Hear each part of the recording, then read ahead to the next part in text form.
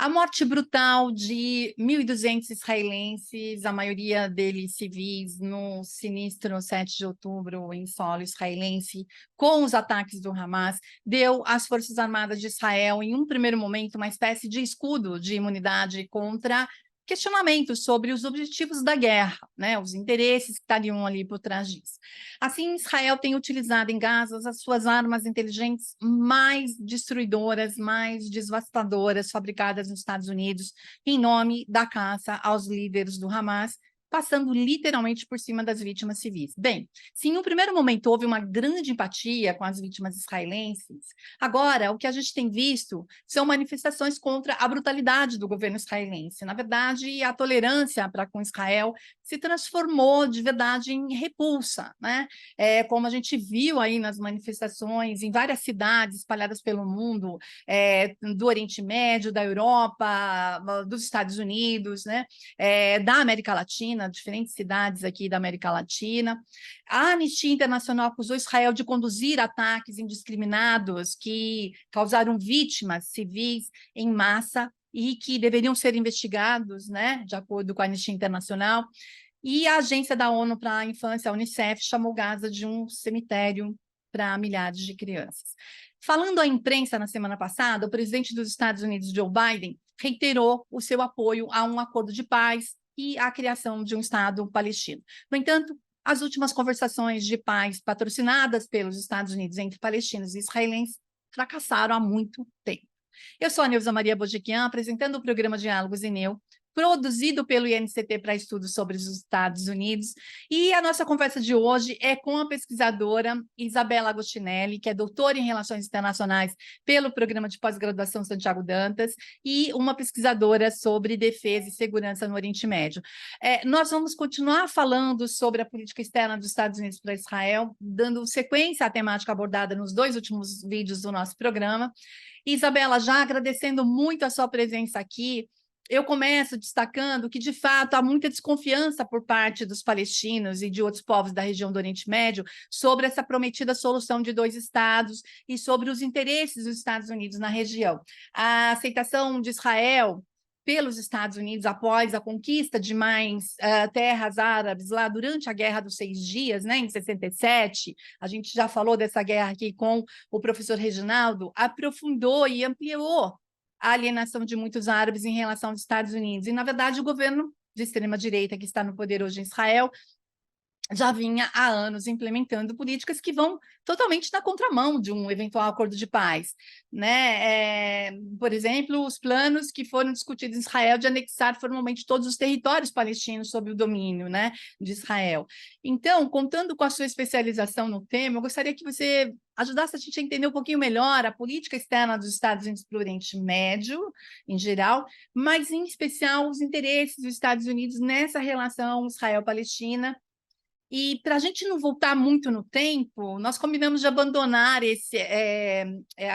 abandonar, não digo abandonar, não é isso, né? A parte histórica, mas, enfim, abordar o tema a partir dos anos 90, que esse é um período emblemático, porque houve os acordos, os chamados acordos de Oslo, né?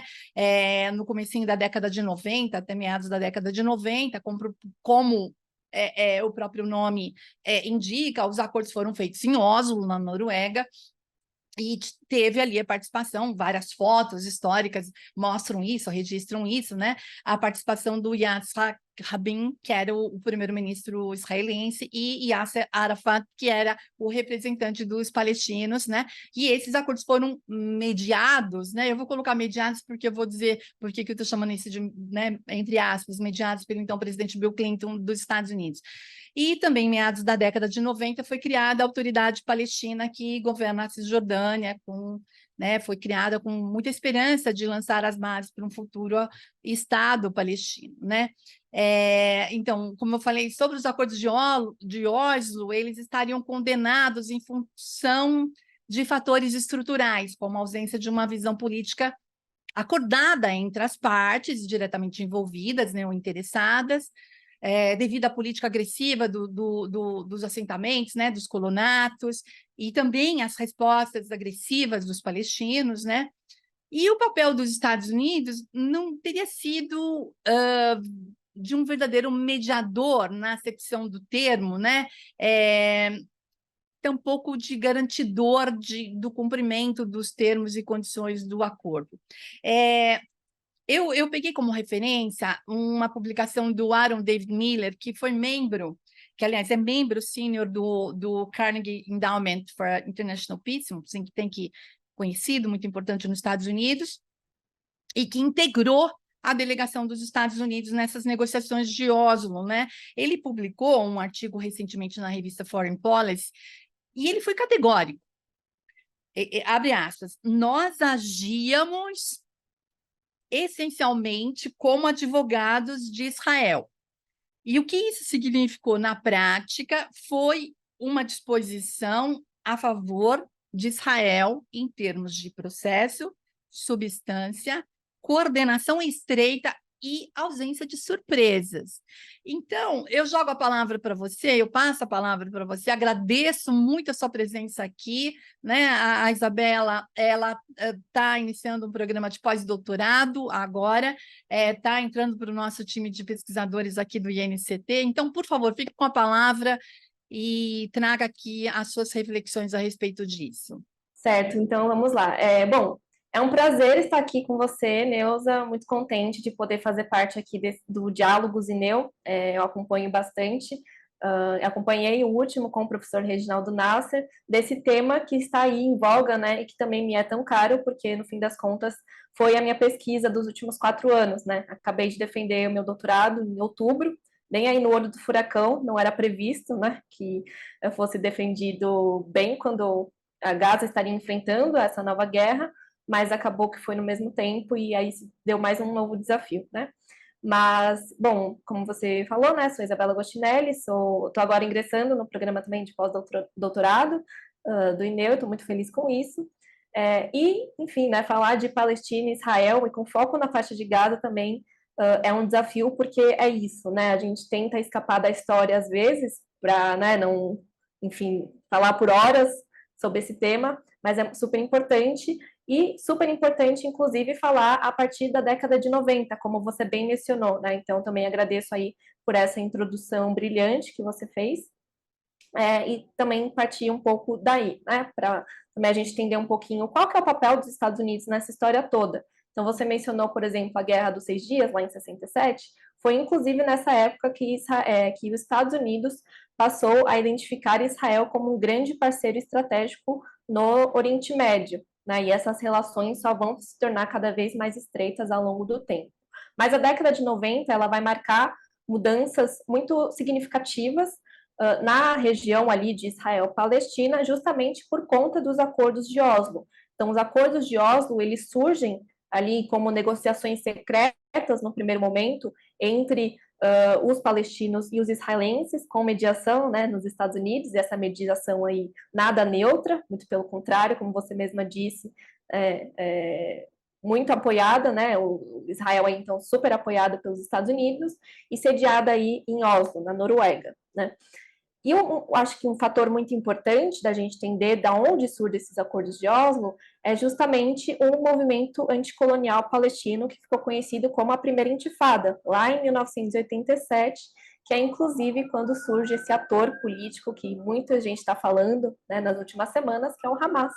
Então, o Hamas não surgiu em 48, quando se teve a criação do Estado de Israel, ou em 67, quando se criou, quando se iniciou a ocupação militar da faixa de Gaza e da Cisjordânia, mas surgiu em 87, no contexto da Primeira Intifada, que foi, então, esse levante anticolonial palestino, né, que, enfim, se valeu de táticas não violentas no primeiro momento, então, muito em relação à desobediência civil, greves, boicotes, vários protestos nas ruas, mas também que teve, em alguns momentos, alguns confrontos, e aí esses confrontos, obviamente, desproporcionais, entre israelenses e palestinos. Ela ficou conhecida também como a Intifada das Pedras, por exemplo, porque os palestinos utilizavam apenas pedras ou estilingues, enfim, pneus queimados, para protestar, né, ou se defender da brutalidade dos israelenses.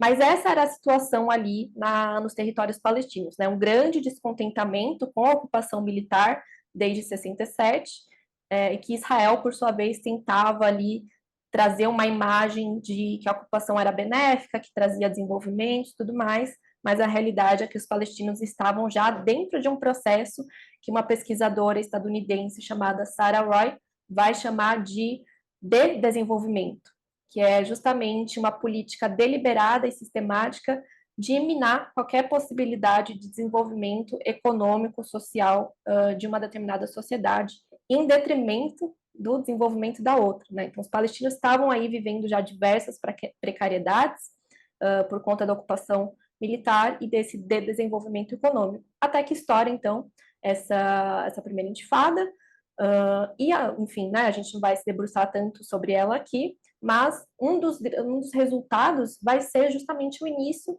das negociações para o processo de paz, né? Então, a intifada e todo esse movimento de insurgência e contra-insurgência vai dar o tom no que acontece em Israel-Palestina, né? Particularmente na faixa de Gaza. Então, nos anos 90, se dá aí todo esse processo de negociação, liderado pelo lado dos palestinos, né? Pelo Yasser Arafat, né? Que era a grande liderança palestina desde 59, mais ou menos, né, quando o próprio Fatah foi criado, e depois de 64, quando se cria a Organização para a Libertação da Palestina.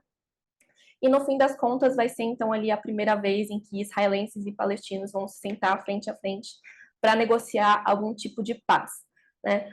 Mas, como nós sabemos, né, e a própria estrutura do que é os acordos de Oslo, elas nunca falaram sobre paz. Na verdade, era uma reorganização do controle israelense sobre a terra e a população palestina, né? Eu até aqui faço menção à tese do Arturo Hartmann, né, que ele se debruça justamente sobre todo o processo de Oslo. Então, ele olha todos os documentos, faz todo um resgate histórico também, uma análise muito importante para dizer o que Oslo foi de fato, né? Ele também é pesquisador aqui do INEU, então fica a dica aí para quem tiver interesse na tese dele. É muito boa, inclusive, e me ajudou bastante na minha própria tese, né? Então, esse processo ele vai lidar com isso, né? Duas chaves importantes para todo e qualquer processo colonial, que é espaço e população. Então, os acordos de Oslo, de uma maneira bem geral, eles vão reorganizar a forma pela qual Israel domina os territórios palestinos ocupados da Cisjordânia e da faixa de Gaza. E a Cisjordânia vai ter um destaque muito importante, porque é nesse momento em que ela vai ser dividida em 3 áreas, oficialmente dividida em 3 áreas, que é a área A, área B e área C, e cada uma dessas áreas vai ter uma espécie de controle específico, tanto da Autoridade Nacional Palestina, que também vai ser criada sob o bojo dos acordos de Oslo, e o Estado de Israel. A área C é a maior área, né, que é 60% do território da Cisjordânia, e ela é totalmente controlada pelos israelenses, pelas forças militares, né? Não que a área A e a área B também não seja, né? Mas a área C, de jure e de fato, é controlada por Israel. E aí vem esse outro ator, né, que é a Autoridade Nacional Palestina, que vai ser criada, então, aí dentro dos acordos de Oslo, e que vai surgir como uma espécie de governo interino. Né? Então, um governo palestino que deveria durar 5 anos apenas, até que se consolidasse as condições possíveis para a criação de um Estado palestino. Só que, ao mesmo tempo, essas condições elas nunca seriam atingidas, porque dentro dos próprios acordos de Oslo, Israel continuaria controlando todas as fronteiras, os recursos, enfim. Então, não haveria qualquer tipo de condição material e estrutural necessária para a criação de um Estado soberano, autônomo, que pudesse desenvolver a sua própria economia.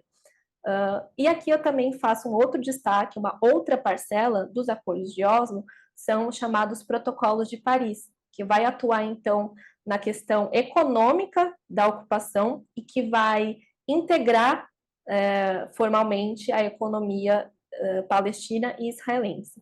Só que essa integração, no fim das contas, ela vai significar, na verdade, a dependência econômica dos palestinos em relação a Israel. Então, a moeda que se usa nos territórios palestinos, inclusive em Gaza, são os cheques israelenses, né? Não tem uma moeda palestina. Então, é também aí uma dimensão importante, né, de como que os acordos de Oslo, eles não trouxeram qualquer tipo de possibilidade de criação de um Estado palestino autônomo.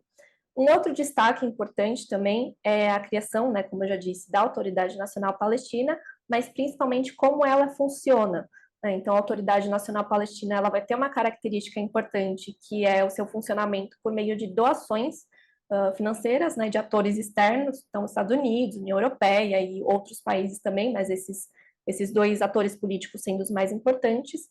E como ela funciona por meio dessas doações, há condicionalidades, né, obviamente. E muitas dessas condicionalidades, elas vão envolver, por exemplo, que a Autoridade Nacional Palestina não tenha qualquer tipo de conexão com grupos que sejam considerados perigosos para a segurança de Israel ou terroristas, né? Como, por exemplo, o caso do braço armado do Hamas, que são as brigadas de Al-Qassam.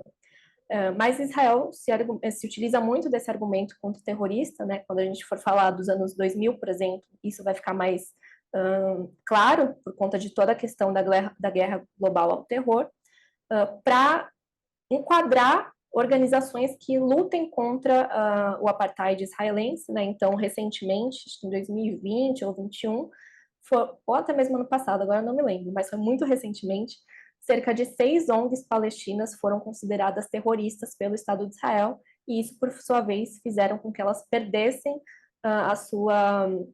o seu financiamento, né, suas doações externas. Então, tem todo aí um processo de enquadramento linguístico, jurídico, tudo mais, e condicionalidades que vão fazer com que a autoridade palestina, ao fim e ao cabo, seja, na verdade, um instrumento para da ocupação israelense, né? Então, a Autoridade Nacional Palestina, por exemplo, não tem um exército, como tem o Estado de Israel. No máximo, ela tem polícia, né? Ela faz poder de polícia nos territórios palestinos, né? A área A e a área B. E esse controle policial ele é feito basicamente para controlar manifestações também dos palestinos contra a Autoridade Nacional Palestina. Então, desde o seu início, a própria sociedade palestina ela desconfia e é muito descontente em relação à Autoridade Nacional Palestina, justamente porque ela se transformou num instrumento da ocupação, né? E acho que, talvez finalizando essa parte, um outro aspecto importante também é o que alguns autores vão chamar de terceirização da ocupação. Então, os acordos de Oslo, eles vão surgir num ambiente, né, internacional, num cenário internacional de ascensão e expansão do neoliberalismo enquanto modelo político, econômico, social também, e que vai haver aí, então, uma espécie de não abandono do poder estatal, mas uma flexibilização, né? Então, Israel, o Estado de Israel vai se valer desse enquadramento neoliberal para, dentro dos acordos de Oslo, admitir a entrada de outros atores, né? Então, empresas, agências de financiamento internacionais, então o FMI, o Banco Mundial principalmente vai estabelecer alguns projetos de desenvolvimento na região, mas um desenvolvimento entre aspas também, porque aqueles que são voltados ao desenvolvimento da agricultura e da indústria palestina, por exemplo, eles são barrados pelo Estado de Israel. Então tem isso também, né? Todo e qualquer projeto que vá ser implementado nos territórios palestinos ocupados tem que passar pelo crivo e autorização dos israelenses. Ou seja, os acordos de Oslo eles consolidaram a ocupação militar israelense e consolidaram Israel como o poder ocupante, né, que domina todos os aspectos dos territórios palestinos ocupados. Outros atores importantes que vão surgir aí, né, no que alguns autores chamam de terceirização da ocupação, são as próprias ONGs também, né, que vão ser então as responsáveis para lidar com aspectos mais sociais dos palestinos, então educação, às vezes saúde também. Então, muitas ONGs internacionais acabam trabalhando lá na Palestina. A gente vê, por exemplo, a questão dos Médicos Sem Fronteiras na faixa de Gaza e outras, né, organizações da sociedade civil. E também ONGs que vão tratar da questão do empreendedorismo, né? Isso vai ficar mais claro também a partir dos anos 2000, 2010. Então, isso tudo para falar que esses novos atores, eles vão acabar adentrando ali na Palestina como uma forma de Israel se eximir de algumas responsabilidades que teria enquanto poder ocupante, né? Então, essa é uma característica que a gente vê bastante a partir dos anos 90. Então, de uma maneira bem geral, os acordos de Oslo, eles nunca foram sobre paz para os palestinos, embora na retórica tenha sido isso, mas como você mesma disse, os próprios Estados Unidos, que já estavam também ali nos anos 90, se adentrando mais no Oriente Médio, então a gente vê, por exemplo, a Primeira Guerra do Golfo, tá? Quando o Iraque invadiu o Kuwait, nos anos 90, também teve as conversas de Madrid, né, em 1991, que faziam parte ali de uma tentativa dos Estados Unidos de levar algum tipo de paz, né, para o Oriente Médio, e culminando ali nos acordos de Oslo, então, que vão se basear bastante no enquadramento neoliberal, então, uma tentativa de Israel também se consolidar enquanto um ator econômico importante no Oriente Médio, e isso vai ter respaldo nos recentes acordos de Abraão, que nós vimos em 2020, numa tentativa, então, de Israel se ter mais relações comerciais ali, né, no Oriente Médio, com os países que seriam historicamente inimigos dele, mas então vai ter aí todo esse enquadramento neoliberal. Mas para os palestinos, os acordos de Oslo, principalmente para Gaza, eles vão consolidar então a fragmentação territorial, social e também política dos palestinos. Então eu falava do Fatah e da Autoridade Nacional Palestina, mas em Gaza o ator que vai ter mais aderência da população é o próprio Hamas, porque ele vai surgir na primeira intifada, lá em 87, 88, como um ator que vai vai atuar, né, numa espécie de organização fraternalista. Né? Então, surge como formado por ex-membros da Irmandade Muçulmana, né, que é uma organização religiosa que vai atuar no âmbito educacional, de saúde, de fornecimento de alimento, enfim, todos esses aspectos de assistência social, entre aspas, né, para uma população que já estava muito abandonada, né, pela ocupação israelense e também pelas próprias lideranças palestinas, né? Por muito tempo, as lideranças palestinas atuaram no exílio, né? Foi o caso do Líbano, por exemplo, né? Por muito tempo, Yasser Arafat liderava a resistência palestina de fora, né? Essa também é uma das críticas que se fizeram a ele, por ele ter, né, abandonado, entre aspas, a questão palestina ao assinar esses acordos de Oslo, né? Mas ele, ao mesmo tempo, também recebeu o Prêmio Nobel da Paz, né? Que parece uma piada quando a gente vê isso. Não é à toa que também Yasser Arafat hoje é considerado um traidor, né? Mas é isso, né? São essas contradições que vão surgindo ao longo do tempo e ao longo de como a história vai se desenvolvendo, né? E Gaza, inclusive, né, nos anos 90, antes do processo de paz, ela vai passar a sofrer um processo muito específico de isolamento socioespacial, né? Tanto que na minha tese eu coloco o capítulo que eu vou me debruçar sobre os anos 90 e 2000, eu coloco que a primeira intifada ela é o prelúdio do isolamento socioespacial da faixa de Gaza, porque é nesse momento em que Israel passa a adotar políticas mais restritivas em relação à mobilidade, à circulação de pessoas da faixa de Gaza para a Cisjordânia e da Cisjordânia para a faixa de Gaza e, enfim, vice-versa, né?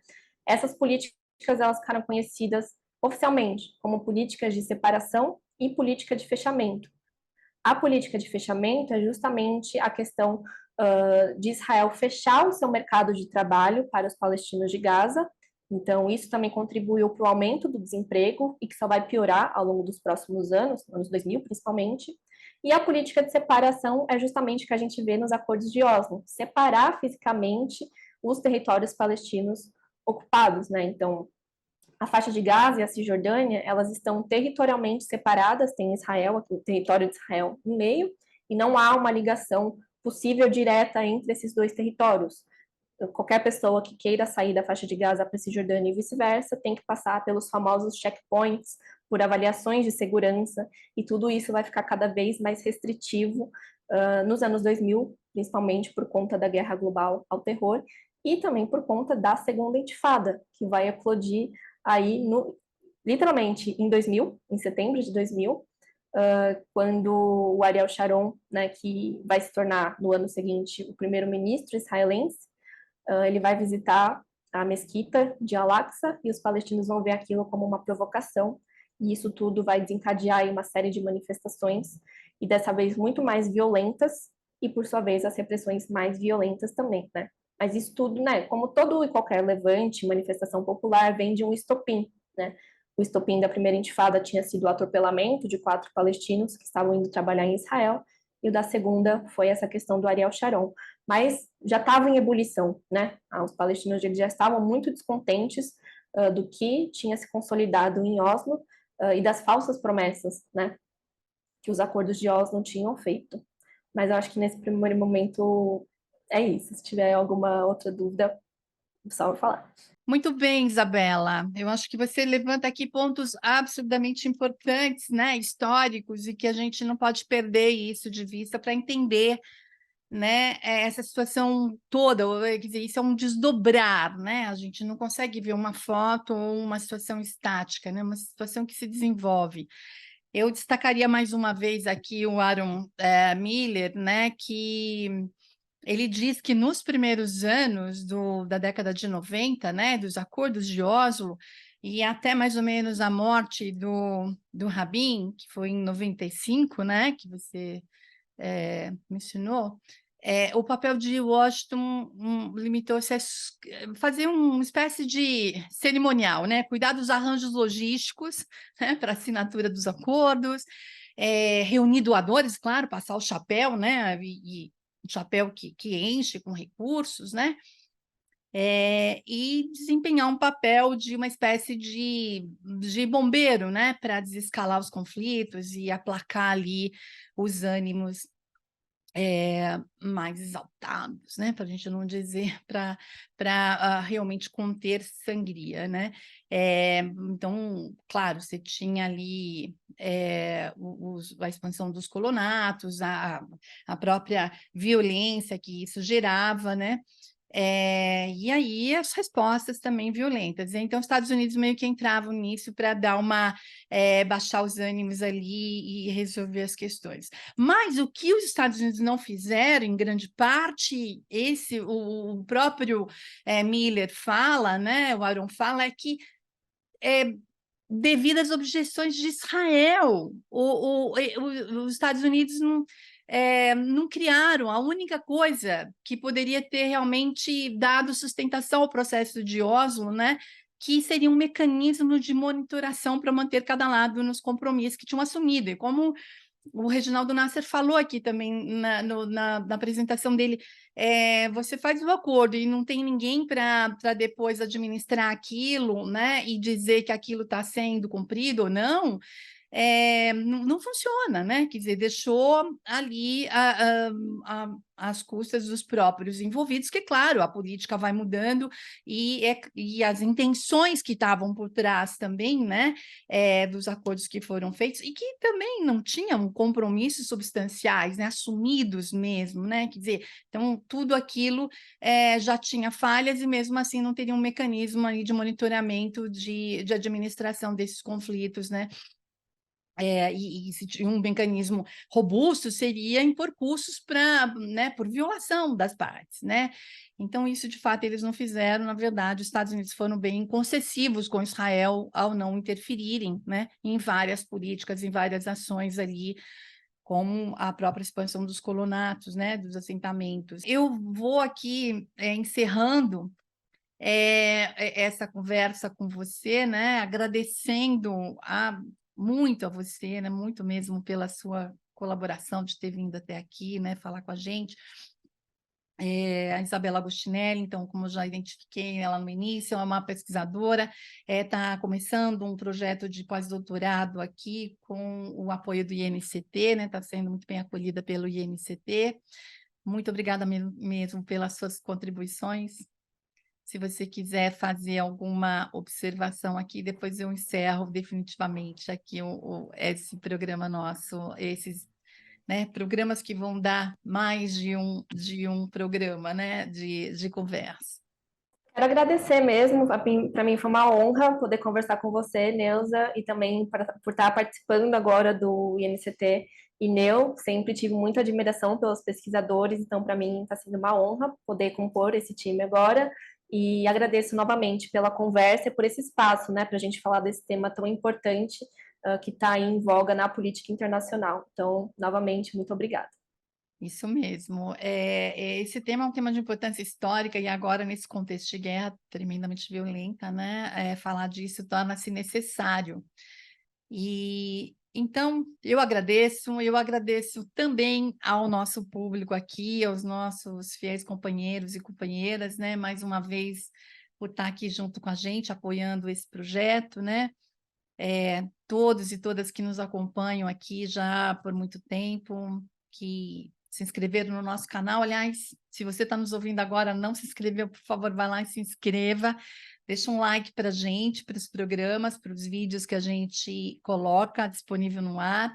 Eu espero, sinceramente, que todos vocês tenham gostado do conteúdo, tá? E compartilhem, então, se vocês gostaram, acharam ele importante, né? Compartilhem com quem vocês acham que poderiam também curtir, gostar, tá? Estamos aqui nessa empreitada toda juntos, mais um ano aqui está se passando, né? Estamos chegando ao final desse ano com muito trabalho, com muita coisa boa que a gente construiu e que a gente tem projetos ainda pela frente, agora com a Isabela integrando o grupo, tá bom?